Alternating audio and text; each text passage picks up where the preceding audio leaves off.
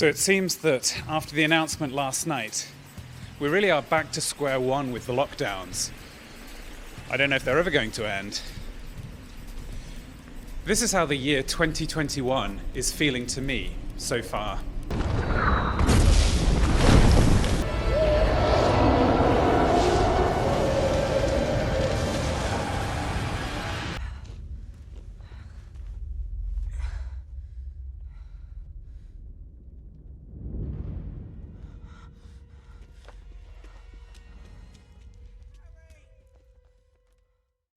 You know, it's like 1918. It's like 1386.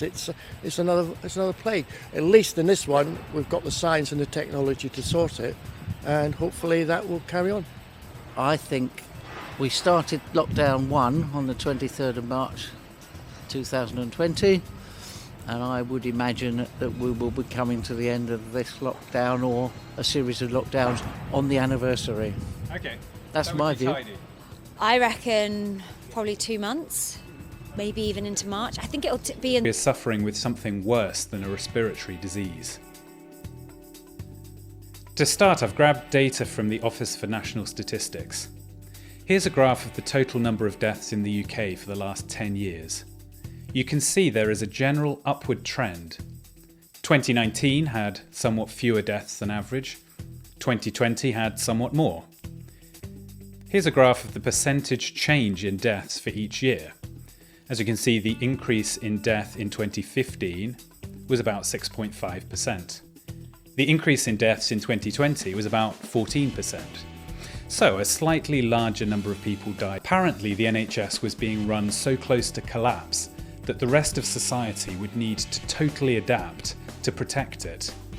So we saw scenes of NHS workers once a week standing outside overflowing hospitals, clapping for the rest of the country. After all, if the NHS had planned ahead for such a treated like a disappointment to the country and was rightly criticised by most. We certainly didn't hear unofficial reports that hospitals were unusually quiet and that they at no point reached capacity. But alas, no. In fact, the NHS cemented its place as the national religion, to which we needed to bow. Having swept aside God, we looked to scientists and doctors to save us. Already a hallowed institution, the NHS is now not only beyond criticism. I think the country of England should be diagnosed with a severe case of health anxiety. This is not a benign condition. The damage being done by an ongoing lockdown is clear and predictable. From mental hasn't shown any evidence of reducing the total number of deaths.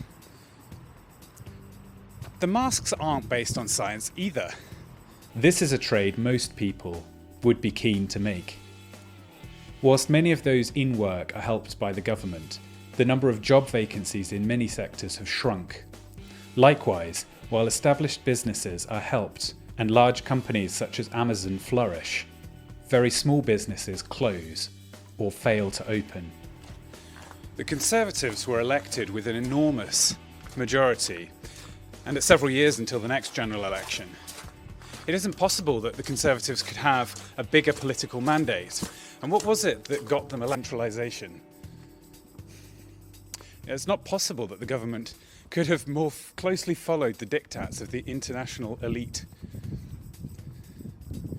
The only pushback, of course, from the Labour Party, and those protests were widely praised amongst the legacy media. The police showed their hands by allowing Black Lives Matter protests in the middle of the pandemic, and then coming down extremely hard on anti-lockdown protests.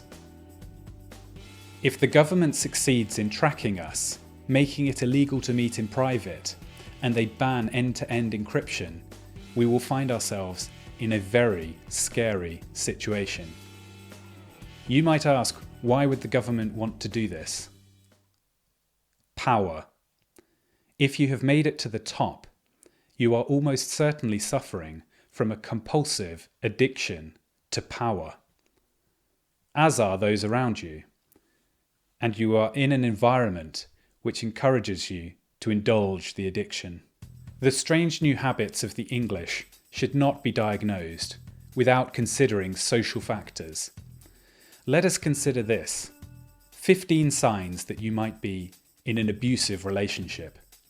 If you are English, think about your relationship with your government and with the large tech companies that have become an essential part of your life. Have you been stopped from seeing your friends and family? Have you required permission